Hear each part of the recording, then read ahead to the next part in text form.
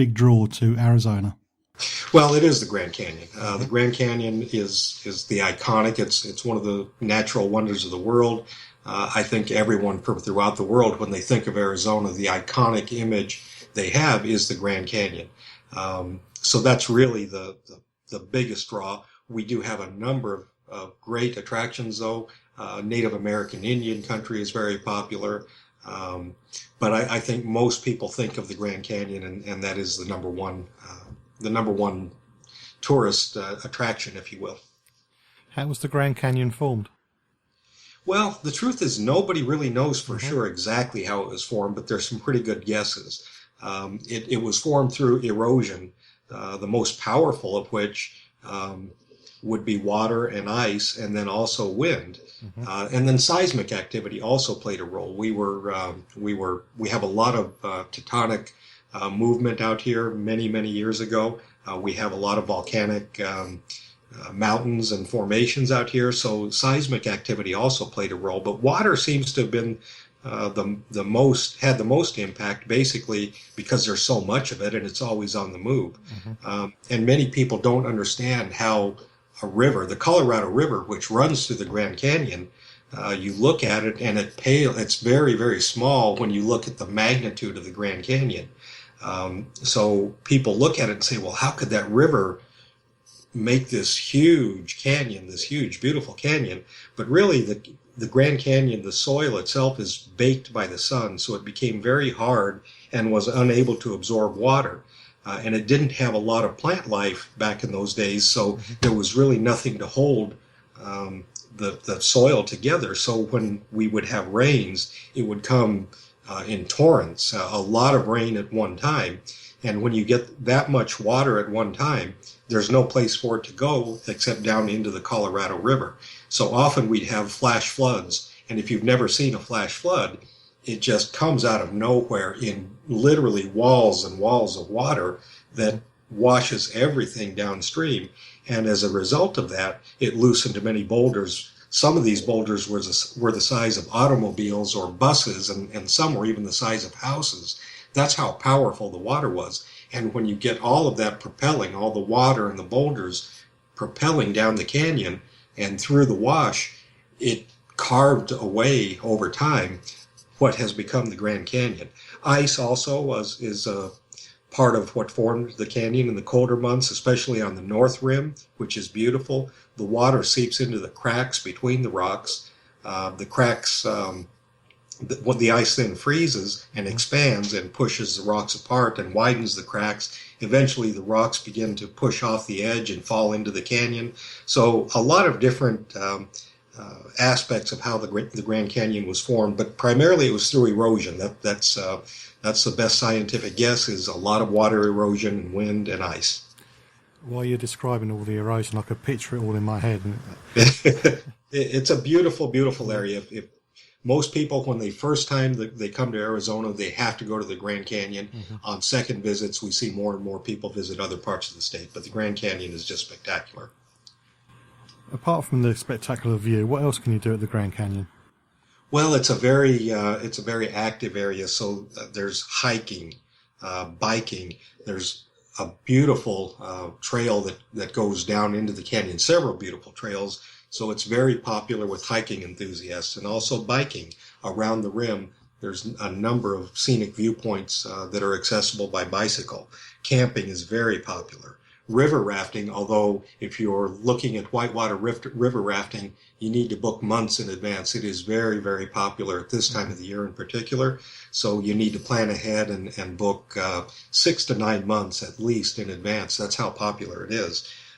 Horseback expeditions, you can actually ride a horse or a mule down into the Grand Canyon. The Park Service offers learning programs for kids and adults, such as the Grand Canyon Field Institute, that runs programs that discuss archaeology and the raptors and so on and so forth. So there's really, the only limitation is your imagination. There's many great ways to see the Grand Canyon, to explore, to visit. Helicopter rides are still very popular.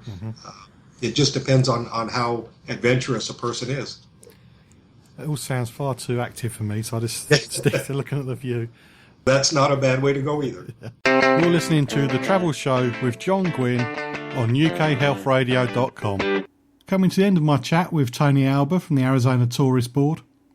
As I mentioned at the beginning of this segment, I'm really into peace and quiet now. And where else could be more peaceful than a national park? So how many national parks are there in the state of Arizona?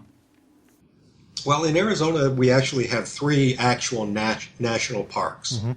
The Grand Canyon, the Petrified Forest, which in itself is beautiful, lovely area, and Saguaro National Park. We also have nearly 24 national monuments and national recreation area. Those would include places like Canyon de Chelly National Monument, the Chiricahua Mountains, which is down in southeastern Arizona, and it's just spectacular.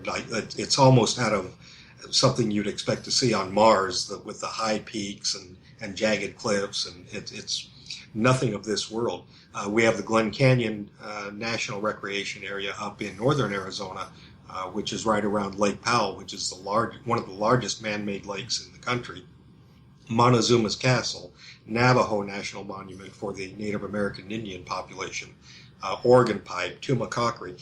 Really no end to the number of national areas that you can visit. And we have some great state parks as well, which are equally spectacular in their own way.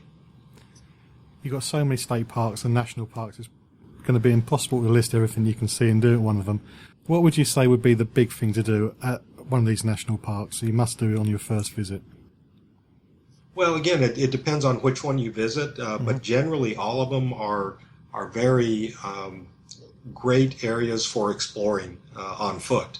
So hiking and just general walking through these parks is an outstanding way to see it, and really take your time and absorb everything that there is to offer in these parks. Depending on the park, again, the Grand Canyon has water rafting. Canyon de Chelly, the best way to see Canyon de Chelly, which is not a national park but a national monument, and it's spectacular, is either by horseback ride or a jeep tour. Boating in many of the parks is a great option. Not necessarily whitewater river rafting, but just boating, camping, hiking. Those are some of the best ways to really get out and see. And you don't want to just look at these national parks and enjoy the view. You really want to experience them and immerse yourself. And these are some of the best ways to do it. Take a few days, take a couple of days at least.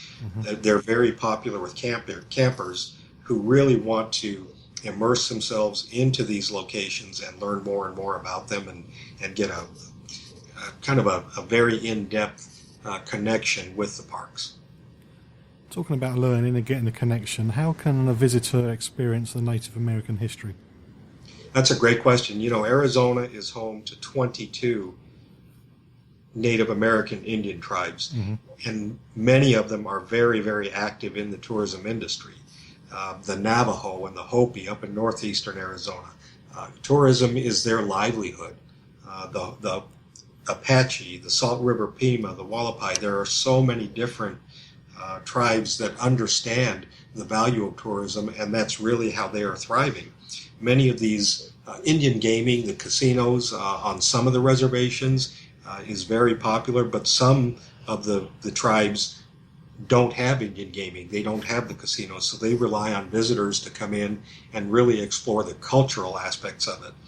Many of these activities, they do require a Native American, a native tour guide. So if you're in the Hopi reservation, you really want to hire an actual Hopi, and they are available for hire to really take you through either on Jeep or on horseback to introduce you to their land. They do have some very sacred lands which are not accessible to the general public. They ask all visitors to respect those sacred lands and the traditions that are many, many hundreds and thousands of years old. But tourism is very popular on the Native American tribes, and we have some great museums throughout the state that really give you an overview and a deeper understanding of the traditions and cultures of the Native American community. The Heard Museum, which is a nationally renowned museum, is here in Phoenix, Arizona. Southern Arizona has Amarant. Flagstaff has a museum of northern Arizona. So throughout the state, there's some great cultural activities and facilities that can give you an overview into the history and traditions and culture of the Native American population. You can follow me on Twitter at holiday_hut. The information for Arizona can be found at facebook.com/John Guinn Travel Show. Likewise, all the information for my guests on this week's show. And now travel tips.